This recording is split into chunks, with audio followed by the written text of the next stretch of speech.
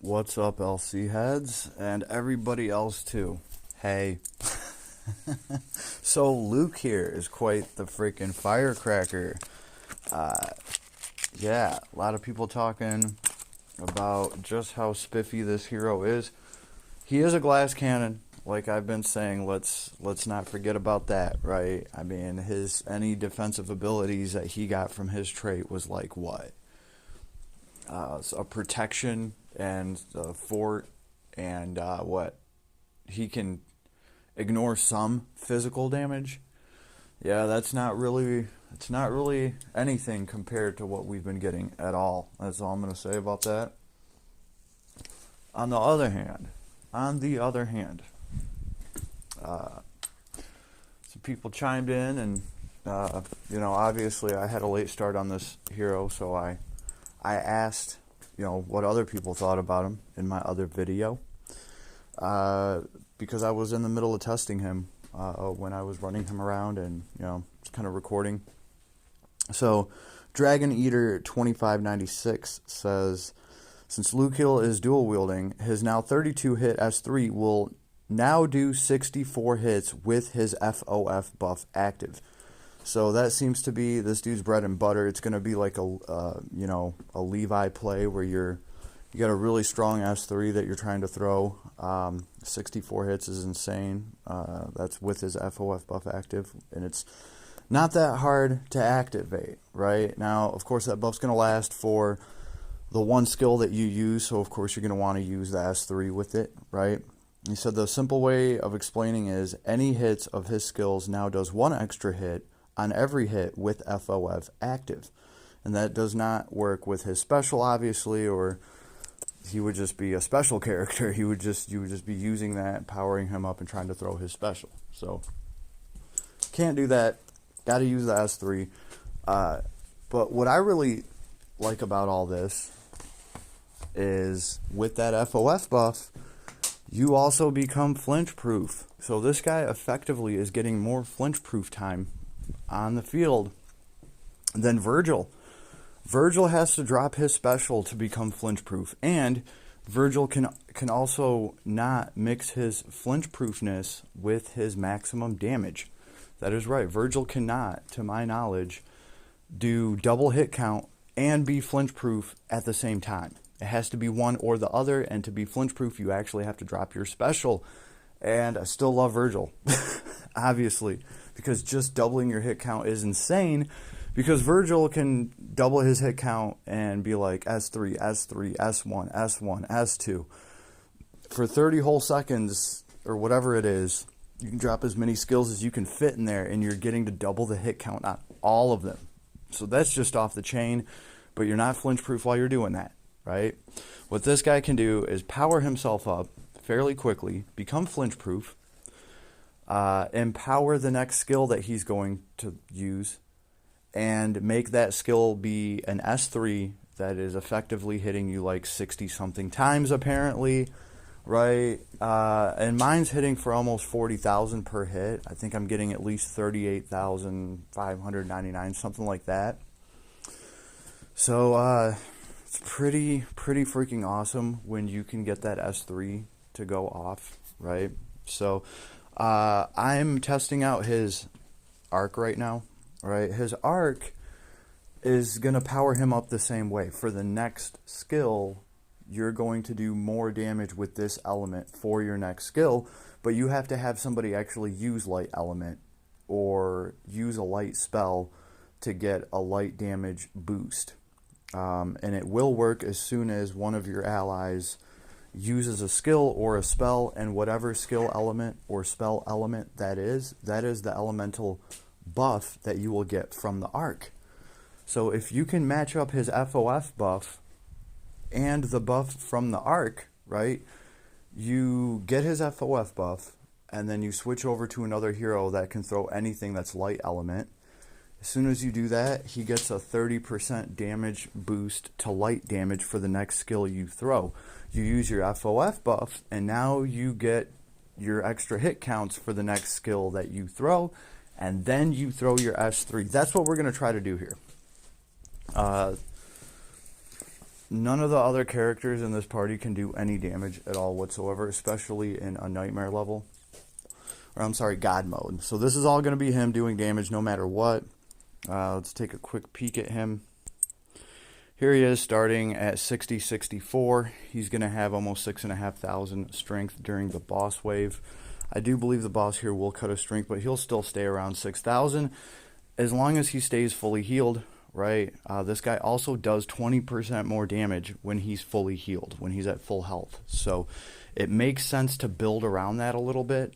Yeah, if it was, 20% more to your strength when you're at full health, you're like, cool, but you could do without that. But 20% more damage at full health, that's worth investing into for sure. So you want this guy at full health, FOF buff, and dropping his S3, right? So here's what mine looks like now. It's going to get into the fray here, do some basic attacks. Even his basic attacks clean up. He does have that 3-hit thing going, lots and lots of damage. So we have not procced anything on him yet. I'll show you guys how his arc works. Here's Ruto using his S1. As soon as an S1 gets used, that's light element, from my understanding.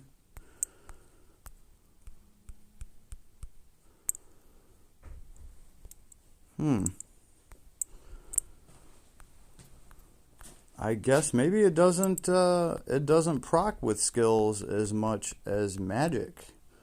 That sucks because Ruto did not bring like any actual galaxy spell to throw. So I'm wondering why that buff's not going off on him. Hold on a second. It read that it would work with a spell or with a skill, and apparently it's not, because every single time I used a spell, that buff would instantly come up. And I just tried using Ruto's light damage skill multiple times, and the buff never came up. So, who did I have set up to run in here? Oh, I was running Little Ninja Dude. Problem is, if he uses his skill, it'll turn that buff into a dark damage buff, and I really don't need that here.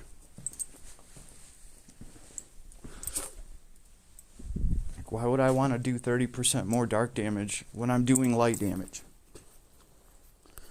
Let's see if it works. If I throw Galaxy right here, right now, we do have to wait for Galaxy to go off and for Kiddo to not be interrupted. Galaxy went off, so look, bam, there it is. Light, boost light, skill damage, dealt. Now, the arc says that you're supposed to be able to get this buff off of somebody using a skill, but I just tried that multiple times with Ruto. I threw multiple S1s, I threw an S3, and I went back and threw another S1, and this buff never comes up when I did that. But every time I throw a light spell, it does come through every single time I've done it so far. Right, so we need to just charge our kit here. Right, because we do need to get an FOF buff going ourselves. And pretty much we need to be able to throw at least a couple of our S1s and an S2. And we need to be able to do that on the last wave. So I do need to charge my kit just by doing some basic attacks. We'll try on the second wave. See if we can get our FOF buff with some of the skills we have here. Like, you should be able to do it using S1s and S2s. And then buff everything and then drop your S3. So we'll try to do that. Like, well, I don't want, see, that's the thing though, I don't want to throw Galaxy up too soon. Whatever. S1, S1, S2. Did we get our buff? Nope. Another S1. No over limit yet, and I don't want to use the S3.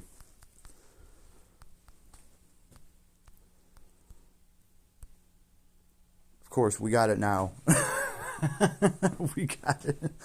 It's okay because the actual boss wave in these is what's difficult. So this wave will have more than enough hit points. In fact, I'm actually probably going to want to target like the mage. And on top of that, let's give ourselves some name giving, just to have the best stats we can have, which, by the way, are at 6282 right now. And we're doing 20% more physical damage because we're at full health. That's pretty awesome. After name giving, I do believe we go... Oh, we just went down because we got a strength cut debuff, and we took some damage, so need to get back up to full health. But it doesn't matter because we need to spam our kit a little bit to get our over limit. So here's to an S1, here's an S2. I should be trying to heal my team with that. Clearly I was being greedy.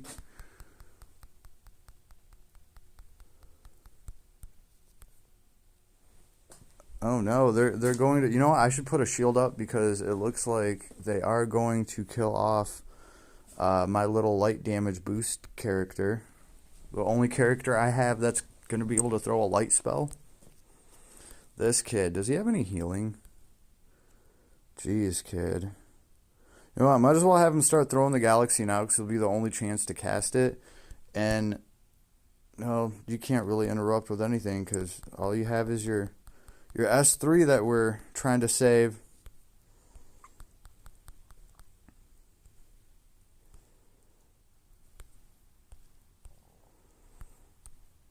Well, I can heal my teammates. That was nice. Got to actually use that S2 to heal my teammates. And off of that, we got our over limit. Matter of fact, just to sweeten the pot, I do recall this kid right here, Type S, and all this stuff that he does. He's going to give everybody 15% more to their skill damage right now off of his special. So now, Homeboy is really pumped, but we still need to get a Galaxy off, right? Because right now we're almost at 6,000 strength. We have boost skill damage dealt, and we have our OL gauge level 1 filled up. So we can have our flinch proof, and we can have our OTF damage, or whatever the hell it is, the extra damage counts for our S3. We're about to have that as soon as we want to activate it. So we're just waiting on one more buff, and we'll see that buff as soon as Homeboy throws the Galaxy. If he doesn't get interrupted here. There's the Galaxy going. So now, this is what I was talking about. Unfortunately, we're not at full health, right? So there's more than 3 things to match up because you want to be at full health too, right? But obviously, in the real world, you'd have a healer here. But look at these buffs stacked up. We got 30% more to our light damage for our next skill. We have extra hits for extra light damage hits for our next skill. And obviously all our other buffs. We're doing pretty good. We just need to activate our OL gauge. There we go.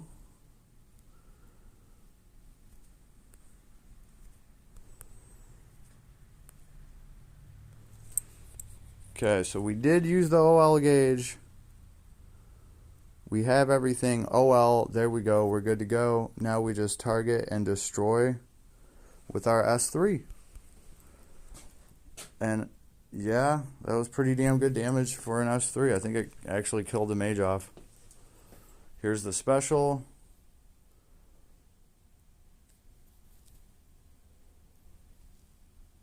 Which is great damage too. And yeah, the guy's just a beast, right? Even if you don't want to go through all the trouble of stacking all this and all that, which we obviously didn't need to do here, right? But against a really, really nasty boss, you might want to stack all of this up together to get your extra, 30% more to damage, plus, getting the 64 hit equivalent, right? And, getting, 30% more to all that damage to maximize it against a boss that has really, really high stats and stuff. You might need all those buffs to actually get your damage through. So it is good to know that this all does stack up, right? And they give his arc somewhat of a stacking ability. Again, it's harder for me to stack up because I actually have to wait and cast a spell to do it. I don't know if it's just not working correctly, or if it's just set to automatically go off when a spell gets cast, because then the fastest way to apply it would be to actually have a caster that can quick cast. That like really wasn't what I had, right? So that would be a quick way to get that out. But it does say that you're supposed to be able to activate it with skills as well. I'm just not seeing it, or maybe throwing 3 or 4 light skills in a row wasn't good enough to activate it. Or maybe it's just glitching. I don't know. Either way, I think that's what all the hype's about right now. This is a really cool character for sure, right? But you do have to work a little bit for his S3, right? And you're going to have to find a way to keep him shielded. I honestly think with a character like this, you're going to be using some of his SC for like some damage reduction, something to help keep him alive, or he's going to be a pretty large strain on your healer or whatever support character that you have, because obviously you're going to want to keep this dude alive. He doesn't have any auto potion ability like Sheeta or Didi. He gets to do that once, so it is nothing like Sheeta or Didi or anybody that has auto potion or auto heal. It's nothing like that. His only does it once, right? Sheeta could do it 30 times. He could keep doing it forever as long as he had the MP. So can Didi. He gets to come back once, just like most, damage heroes. So he's you're not going to be doing any crazy tanky things with him.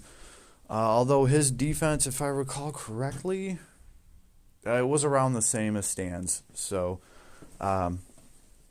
anyway, that's what I think of this hero. I think he's really fun. I'm having a blast with him. I'm even running some weaker heroes. Like I said, just to test out this healing on the S2. As long as you position him fairly well, like as long as you're aware of where the rest of your team is, I feel like you can get some decent healing out of it, right? Why not? Why not heal your team around you while you're trying to dump some damage out and get your buff, right? Then use your buff and then drop your S3. So that's pretty much how you're going to want to play this guy. You're just going to want to wait till he's fully buffed to start dropping the S3. Shouldn't be that hard to do. So hope you enjoyed. If I missed anything, please leave me a comment. And as always, I'll see you on the next one.